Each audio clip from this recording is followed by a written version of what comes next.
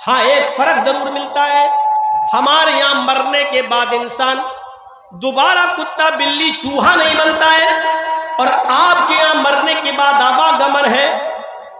अच्छे कर्म किए होंगे तो फिर से मनुष्य बनाकर पैदा किया जाएगा, लेकिन बुरे कर्म किए होंगे तो अपने अपने कर्मों के मुताबिक इंसान को सजा मिलेगी।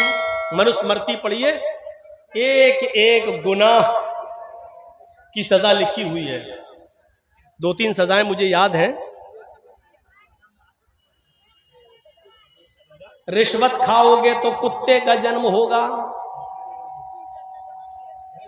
जुआ खेलोगे तो भैंस का जन्म होगा, किसी लड़की पर गलत नजर डालोगे तो तुम्हें अगला जन्म लड़की का होगा, चोरी करोगे तो अगले जन्म में बिल्ली बनाए जाओगे। ये हमें याद है मनुस्मृति के, वरना उसमें बहुत कुछ लिखा हुआ। ये करोगे तो आलू बनोगे, ये करोगे तो गोभी बनोगे, ये करोगे तो बैगन बनोगे, ये करोगे तो फूल गोभी बनोगे, ये करोगे तो यहां तक कि हरा धनिया हरा मिर्चा, ये करोगे तो ये बनोगे। पूरी एक लिस्ट है, दाल चावल तक की लिस्ट है। ये करोगे तो दाल बनोगे, ये करोगे तो चावल बनोगे, ये करोगे तो मतलब सबकी एक लिस्ट है। यानी ये सारी सब्जियां जो आप देख रहे हो, ये पाप के नतीजे में मिल रही हैं हमें और आपको। ये सब पहले इंसान थी, इन्होंने वो जुर्म किए थे तब दाल बनाए गए। हम जो खा रहे हैं वो इंसानों को खा रहे हैं। पूरी एक लिस्ट है। एक बार मैं पढ़ रहा था मनुस्मृति, तो उसमें देखा तो मैं सोचने लगा, या अल्लाह, इसमें लिखा है कि जुआ खेलोगे तो भैंस का जन्म होगा। तो दुनिया में जितनी भैंसें हैं, इसका मतलब ये पहले सब इंसान रही होंगी। इन्होंने जुआ खेला होगा तो इनको भैंस का जन्म हुआ है। इसका मतलब यह है कि दुनिया में अगर कोई आदमी जुआ ना खेले तो भैंस का जन्म ही नहीं होगा, और जब भैंस नहीं होगी तो दूध भी नहीं मिलेगा, और दूध नहीं होगा तो दही मट्ठा घी छाछ पनीर, दूध से बनने वाली सारी नेमतें हमें कुछ नहीं मिलेंगी। यानी ये सारी नेमतें खाना है, तो इसका मतलब यह है कि जुआ खेलो। एक पंडित से मैंने कहा, लोकल पंडित से, कहने लगा चुप रहो मौलाना साहब, हम इतने बड़े पंडित नहीं, हमारे किसी बड़े पंडित से पूछो। हम लोग तो बस ऐसी दान कन्या कर लेते हैं, कुछ हमें गुरु दक्षिणा मिल जाती है, हम क्या जाने ये सब। लोकल पंडित था, नहीं बता पाया। क्लियर लिखा है, जुआ खेलोगे तो भैंस का जन्म होगा। अब बताइए तो आप, ये सारी नियामतें हमें जुआ खेलने के नतीजे में मिल रही हैं। इससे भी बड़ी बात, चोरी करोगे तो बिल्ली का जन्म होगा।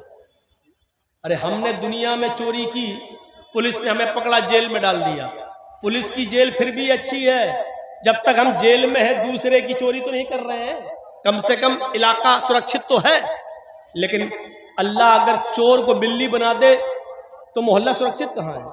जब इंसान थे तो माल चुराते थे, रुपया चुराते थे, सोना चुराते थे, चांदी चुराते थे, लेकिन अल्लाह ने चोर को बिल्ली बना दिया। तो अब सोना चांदी नहीं चुरा रहे, किसी का कबूतर चुरा रहे हैं, किसी की मुर्गी फाड़ रहे हैं, खा रहे हैं, कुछ ना कुछ अभी भी कर रहे हैं। तो इसका मतलब यह है कि पुलिस की जेल फिर भी मजबूत है। अल्लाह ने जो सजा देकर बिल्ली बनाया वो कमजोर है, क्योंकि चोरी तो अभी भी नहीं रुकी है। रिश्वत खाओगे तो कुत्ते का जन्म होगा, यह बड़ी अजीब बात है। जब मैं रास्ते में किसी कुत्ते को देखता हूं तो सोचता हूं पता नहीं ये किस पुलिस वाले, नाम न लो हालात खराब हो जाएंगे,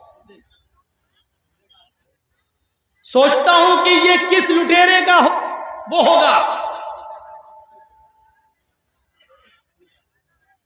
ये जो कुत्ते हैं, ये लोकल कुत्ते हैं, ये 100-200 रुपए लेकर तिरक छोड़ने वाले, कम हल्की फुल्की रिश्वत। और एक कुत्ता वो होता है जो 20-22 साल की खूबसूरत लड़की, लवली, स्वीटी, प्रीति, ट्विंकल, कॉलेज में पढ़ने वाली लड़कियां, 40-50 हजार का कुत्ता नहला धुला कर और मुंह से मुंह लगा करके गाड़ी में बिठाती हैं और लेके एसी गाड़ियों में चलती हैं। मैं सोचता हूं ये किसी बड़े वीआईपी लीडर, किसी नेता का जन्म हुआ होगा। कभी कभी हम सोचते हैं यूपी और दिल्ली चलाने वाले लोगों को ये जुल्म बेचारे कर रहे कर लें, लेकिन मरने के बाद इनको क्या बनाया जाए। ऐसा न हो कि ऐसा बकरा बन जाएं जो हम ही लोगों के किसी हिस्से में आ जाए। कहीं देसी मुर्गा बन गए तो पता नहीं किस मौलवी के पेट में जाए। मौलवियों का सबसे बेहतरीन गिजा देसी मुर्गा ही होता है। बाकायदा मांगते हैं जलसे में, देसी मुर्गा है तो आएंगे। मैं उस मौलवी को जानता हूं जिसने तकरीर की डेट देने से पहले कहा था कि हमें मंगोर मछली, देसी मुर्गा, फ्राई चाहिए। नाम नहीं लूंगा वरना आप लोग हंसेंगे। मैं सोचता हूं कि ये लोग दुनिया में बेचारे कर रहे करें, लेकिन आखिर इनको इनके धर्म के मुताबिक कौन सा जन्म होगा, क्या होगा। अगर हमें पता चल जाए कि ये वही आदमी है जिसका जन्म ये हुआ, तो हम तो उसको काटे ही नहीं, उसको रखे रहें, खिलाएं और पिलाएं और रोजाना उससे बात करें। साहब अब पता चला तुम्हें, तिल तिल तड़पाए। लिखा है कि चोरी करोगे तो, रिश्वत खाओगे तो कुत्ते का जन्म होगा। और आखिर में एक सजा और जो हमें मालूम है, लड़की को देखोगे तो अगला जन्म लड़की का होगा। दुनिया में जितनी लड़कियां जलसे में आई हैं ना, जलसे में ना दिखे लेकिन बाहर बाजार लगा हुआ वहां देख लो। अभी हम आ रहे थे, जो ले गया है मंजर पता चल जाता है। ऐसा लग रहा था जैसे एक कुतिया के पीछे 10-10 कुत्ते लगे। हमने कह दिया जो कहना था, बुलाओ या ना बुलाओ, हम बहुत आजाद ख्याल के आदमी हैं। और देखा जब हम यहां बैठे स्टेज पर तो मौलाना साहब को अपनी तकरीर 10-5 मिनट के लिए रोकना पड़ी, लोग भरने लगे। अभी तक मौलाना हमसे पहले जो बोल रहे थे शायद लैला मजनू की कहानी सुना रहे थे, वो कुरान हदीस नहीं थी। कुरान हदीस तो मौलाना जर्जीस सुनाने आए थे। जर्जीस साहब आए, मजमा भर गया। नहीं थे तब तक कहां थे सब मालूम है। कुतियां घूम रही थी, कुत्ते पीछा कर रहे थे। जाओ कह दिया हमने, तुम्हें जो बुरा लगता है लगता रहे, मेरे बाप का कुछ नहीं जा रहा। मुझे तो बाल ठाकरे के खिलाफ भी बोला तो मेरे बाप का कुछ नहीं गया। और क्या जाएगा, कोई आसमान से टपकता हुआ कोई फरिश्ता थोड़ी था बाल ठाकरे। उसने हमारे नबी को गाली दी थी। उसने कहा था मोहम्मद अय्याश था, मक्कार था, 11-11 औरतें रखता था। तो हमने कह दिया था जवाब में, 11 बीवी रखने वाला अगर मक्कार और अय्याश था तो कृष्ण जी 16,108 रखे थे, वो क्या थे। उसने फिर तकरीर में कहा था अगर मैं प्रधानमंत्री बन गया तो हरा रंग बंद कर दूंगा। हरा रंग मुसलमानों का रंग है, इस्लामी रंग है, मैं हरा रंग बंद कर दूंगा। हर जगह लाल रंग के झंडे को, केसरिया रंग के झंडे को लागू कर दूंगा। मैंने उसके जवाब में कहा था ठाकुरे जी, लाल रंग से इतना प्यार, हरे रंग से इतनी नफरत, ये नफरत करना छोड़ दो, क्योंकि हरे रंग की सब्जियां खा खा कर तुम जिंदा हो, लाल रंग की चीज तुम्हें नसीब नहीं होती है। सिर्फ टमाटर खाते हो बस, और गाजर और चुकंदर, कितना खाओगे। लाल रंग की चीज वो है जो हमारे बिहार और बंगाल में खाई जाती है। हमने कहा वो खाना शुरू, मैं तो नाम लिया था, यहां नाम नहीं लूंगा, मुझे डर लगता है यहां नाम ले लूं तो कहीं यूपी के होने वाले चुनाव में मीडिया वाले उसी चीज को उछालें और बीजेपी को फायदा ना पहुंचाए। वैसे बीजेपी को हम मुसलमानों में बहुत से लोग मिल गए फायदा पहुंचाने के लिए। संतुष्टि के साथ वो बैठी हुई है कि हम तो जीत रहे हैं, हम तो निकल रहे हैं, क्योंकि हमारा काम तो मुसलमान ही लोग कर रहे हैं। मैंने इशारे में बहुत कुछ कह दिया है, बहुत ही मुआज़रत के साथ अगर किसी को बुरा लगा हो तो लगता नहीं। मैं माफी नहीं मांगता, जुर्म ही नहीं किया तो माफी क्यों मांगू। मैंने कोई गलती नहीं की बोलकर, इसलिए माफी मांगने का सवाल ही पैदा नहीं होता है। तुझे बुरा लगा है तो ये तेरी विचारधारा है, अपने विचारधारा को आगे बढ़ा और सोच और समझ, ये सोचते और समझने की चीज है। इत्मीनान के साथ बैठी हुई है बीजेपी कि हमारा काम तो हो रहा है। आपको एक राज की बात बताऊं, मेरे पास यूपी की कुर्सी संभालने वाला, उसका भेजा हुआ एक आदमी लखनऊ में मेरे पास आया और मुझसे कहता है, मौलाना साहब आप या तो बीजेपी का प्रचार करिए और ब्लैंक चेक ले लीजिए, जो चाहिए वो ले लो, खुलकर आइए बीजेपी में, हम स्वागत करेंगे। पूरे उत्तर प्रदेश का हम आपको अल्पसंख्यक का अध्यक्ष बना देंगे। मैंने कहा नहीं साहब, बीजेपी में हम नहीं जा सकते, बीजेपी में हम जाएंगे तो हमारी कब्र खुद जाएगी। तो कहने लगा तो फिर तुम्हारे एक मुसलमान भाई भी हैं, नाम समझ गए ना, मैं नहीं लूंगा, आपके एक मुसलमान भाई भी हैं, वो लड़ रहे हैं, वो हम लोगों के बड़े विरोध में रहते हैं, फिर आप उस पार्टी का प्रचार कीजिए। मैंने कहा आपको क्यों इंटरेस्ट है उसमें? कहा कि उनके प्रचार से हमें फायदा हो जाएगा। हमने कहा नहीं, अगर मैं अखिलेश का साथ दे दूं तो? बोले अखिलेश का साथ दोगे या मायावती का या कांग्रेस का, तो जो हाल मौलाना कलीमुद्दीन का किया वही हाल तुम्हारा भी कर देंगे, जेल में ठूस दिए जाओगे। इतना याद रखना, मैं वार्निंग देने आया हूं, धमकी देने आया हूं आपको। या तो हमारा साथ दीजिए और हमारा देने से मुसलमानों में आपकी छवि खराब हो रही है तो उस पार्टी में चले जाइए और हमारे योगी जी को जितनी गाली दे सकते हो दीजिए, क्योंकि हमें फायदा हो रहा। अगर अखिलेश या मायावती के साथ गए तो जेल में चला गए। हमने कहा जुर्म क्या किया मैंने? क्या कहता, जुर्म करता कौन है? जुर्म करता कौन है? आपको कोर्ट में साबित करना है कि हमने जुर्म नहीं किया। यह साबित करने के लिए आपको 10 साल लग जाएंगे। यह धमकी आई है मेरे पास, या तो इसका साथ दो, इसका नहीं दे रहे हो तो उसका साथ दो। खुली किताब है यार, क्यों मुझसे कहलवाते हो? मैं बिहार में नहीं कहना चाहता हूं, बंगाल में ममता दीदी ने पूरी इजाजत दी है, खूब बोलो, मैं देता हूं, जाता हूं, बोलता हूं, नाम भी लेता हूं, इसलिए कि जहां मेरे ऊपर केस होने का खतरा नहीं है वहां लेता हूं, नाम भी लेता हूं। अपने आप को बचाना भी जरूरी है। समझो, पहचानो, गौर करो, ये देखो, इस वक्त कोई तुम्हारा नहीं है, ये सच है, कोई तुम्हारा नहीं है, सच है। लेकिन ये भी सोच लो कि इस वक्त हमें अपने आप को बड़े नुकसान से बचाना है तो छोटा नुकसान आपको करना पड़ेगा। आप ये सोचो कि छोटा नुकसान नहीं, आपके पैर में कैंसर है, डॉक्टर ने कह दिया पैर काटना पड़ेगा, नहीं तो आपकी जान जा रही है। इसलिए बड़ा नुकसान यह है कि मेरी जान चली जाए, बच्चे बेचारे यतीम हो जाएंगे, और छोटा नुकसान यह है कि हमारा पैर कट जाए लेकिन बच्चे तो हमारे सामने रहेंगे। तो बड़े नुकसान से बचने के लिए छोटा नुकसान कर दो, यानी अपना पैर कटा के अपनी जान बचा लो। यही अक्लमंदी है, यही अक्लमंदी है। ये देख लो इस वक्त कि हमारा बड़ा नुकसान किसमें और छोटा नुकसान किसमें है, ये देखना पड़ेगा तुम्हें। हमारी बीवी को बच्चा हो रहा है, डॉक्टर ने कह दिया कि आपकी बीवी या आपके बच्चे में से मैं किसी एक को बचा सकता हूं। जर्जीस को बच्चा भी प्यारा है, जर्जीस को बीवी भी प्यारी है, लेकिन दोनों में से एक बचेगा। कलेजे पे हाथ रखकर कह दिया बीवी को बचा लो, बीवी रहेगी तो बच्चे तो बाद में और भी आ जाएंगे, अगर बच्चा जा रहा है तो जाने दो। अक्लमंदी यही है, वरना दोनों मारे जा रहे हैं। तो मेरे प्यारे साथियों, बड़े नुकसान से अपने आप को बचाने के लिए छोटा नुकसान करना पड़े तो कर दो। इस्लाम के उसूलों पर आ जाओ, इस्लाम के ज़ाब्तों को पकड़ो। चंदे का ऐलान हो रहा, दो, यही चीजें कामयाबी की दलील है। मैं ऐलान नहीं करूंगा, मैं बैठूंगा नहीं, मैं आपसे रुपया लेने के लिए यहां पर बैठकर इंतजार नहीं करूंगा।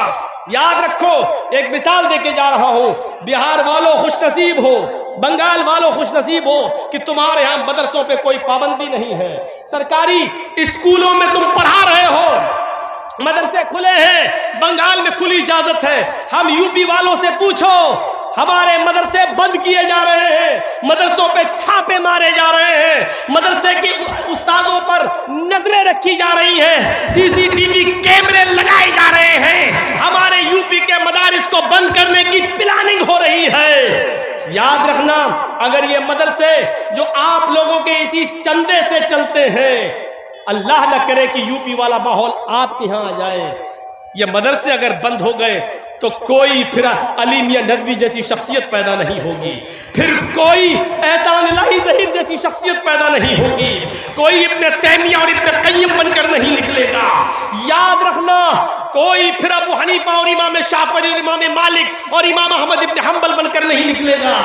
आप चाहते हैं कि दीन बाकी रहे, आप चाहते हैं कि इस्लाम बाकी रहे, तो इन मदरसों की हिफाजत करो, रुपयों से, पैसों से, दौलत से आप दीजिए और इन मदरसों को जिंदा रखिए। मैंने बहुत कुछ कह दिया है और एक बात बता दूं, अल्लाह की राह में देने से कम नहीं होता है, अल्लाह की कसम नहीं होता है। मिसाल दे दूं, एक कुतिया कितने बच्चे पैदा करती है? 4, 5, 6, कभी कभी 12 बच्चे भी पैदा कर देती है कुतिया। लेकिन आप देख लीजिए, एक कुतिया 5, 6, 10 बच्चे पैदा करती है, लेकिन रास्ते में जाइए, कुत्ते और कुतियों की तादाद आपको बहुत कम दिखेगी। क्यों? बस सड़क पे कोई इस ट्रक से मर गया, कोई उस बस से मर गया, कोई इससे मर गया, बहुत। एक कुतिया 10-12 बच्चे देती, लेकिन तादाद कुत्तों की बहुत कम है। और एक बकरी को देख लो, 2 ही बच्चे देती है, बहुत कम है जो 3 दे, 1 या 2 या 1। इस साल भारत के 35 करोड़ मुसलमानों में अगर 1 करोड़ भी कुर्बानी हुई और 1 करोड़ जानवरों को ज़िबा कर दिया जाए, अगली साल कुर्बानी का महीना आता है तो आप देख लीजिए कि 1 करोड़ की तादाद फिर से तैयार हो जाती है। क्यों? एक बकरी सिर्फ 2 या 1 बच्चा देती है, लेकिन और रोजाना कितने ज़िबा किए जा रहे हैं और हम लोग उनका गोश्त खा रहे हैं। जरा तसव्वुर किया आपने, जो जानवर अल्लाह की राह में जितने ज़िबा किए जा रहे हैं, दूसरे साल उससे ज्यादा पैदा हो रहे हैं। सऊदिया में चले जाओ, 50-50 लाख हाजी लोग हज के मैदान में, और हर हाजी वहां अपनी तरफ से एक कुर्बानी तो देता ही देता है। 50 लाख हाजी का मतलब 50 लाख जानवर एक साल कुर्बान हुए, दूसरे साल 50 लाख फिर उसी सऊदिया की सरजमीन पर पहुंच गए। जो चीज अल्लाह की राह में जितना कटती है, जितना खर्च होती है, वो बढ़ती है। मेरे भाइयों, आप अल्लाह की राह में जितना दोगे बढ़ेगा, इजाफा होगा, आपके घरों में बरकत होगी। और जितना सैंत के रखोगे, बचाओगे, तो कभी आपके बच्चे की बीमारी में चला जाएगा, कभी किसी को कैंसर हो जाएगा, कभी किसी की किडनी खराब हो जाएगी, अल्लाह ताला कहीं ना कहीं वसूल कर लेगा। इतना याद रखिए, ये सदका और खैरात आने वाली बलाओं को टाल देती है, आने वाली बलाओं को दूर कर देती है। अल्लाह के नबी ने फरमाया, तकदीर में सारी चीज लिखी जा चुकी है। अगर तकदीर में लिखी हुई किसी मुसीबत को अगर तुम दूर करना चाहते हो तो तुम सदका और खैरात करो, क्योंकि सदका और खैरात आने वाली मुसीबतों पर रोक लगा देती है। मेरे भाइयों, दुनिया में यही सदका और खैरात कर जाइए, ताकि अगर हमारी मौत एक्सीडेंट से लिखी है तो सदका हमारे उस एक्सीडेंट को टाल दे। अब आप कहोगे कि तकदीर में तो सब लिखा है, हमारी मौत जब, तो तकदीर में यह भी लिखा होता है कि इस आदमी की मौत एक्सीडेंट से लिखी है, लेकिन 1 महीना पहले ये सदका और खैरात करेगा और हम इसकी मौत को टाल देंगे। ये भी तकदीर में लिखा हुआ है, ये भी तकदीर में लिखा हुआ है। मेरे भाइयों, इस्लाम के अंदर पूरे के पूरे दाखिल हो जाइए। एक मुसलमान दूसरे मुसलमान की इज्जत और आबरू को समझे। चलिए, 2:10 हो चुके हमारी खड़ी में। मेरे भाइयों, मैंने 10 मिनट फिर भी ज्यादा ले लिया है आपका, फिर भी आपको देखकर थोड़ा सा रहम आ गया है हमें। मैं चाहता हूं कि 10 मिनट और बैठ जाऊं आपके पास, और इस बैठ कर मैं इंतजार कर लूं।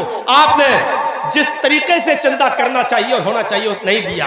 मेरी इन मिसालों के बाद, सदका और खैरात की बात कह देने के बाद, सदका और खैरात से माल बढ़ता है ये कह देने के बाद, चलिए मैं 10 मिनट का टाइम आपको और देता हूं, और इसके बाद फिर मैं आपसे अपील करता हूं कि अब मेरे कम सुनने ही पर आज इक्तिफा कीजिए। जिंदगी रही तो फिर कभी बुलाइएगा, और इंशाअल्लाह मैनेजमेंट और टाइम के मुताबिक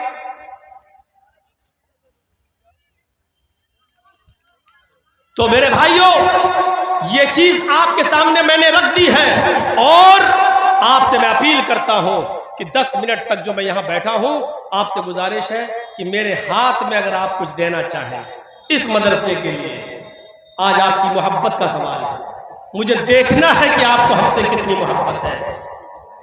हमने आपको बता दिया है कि मेरी 4 बजे की ट्रेन है, आप कह रहे हैं 3:30 बजे तक मैं बोलूं। दूसरी जगह का प्रोग्राम लगा है बहुत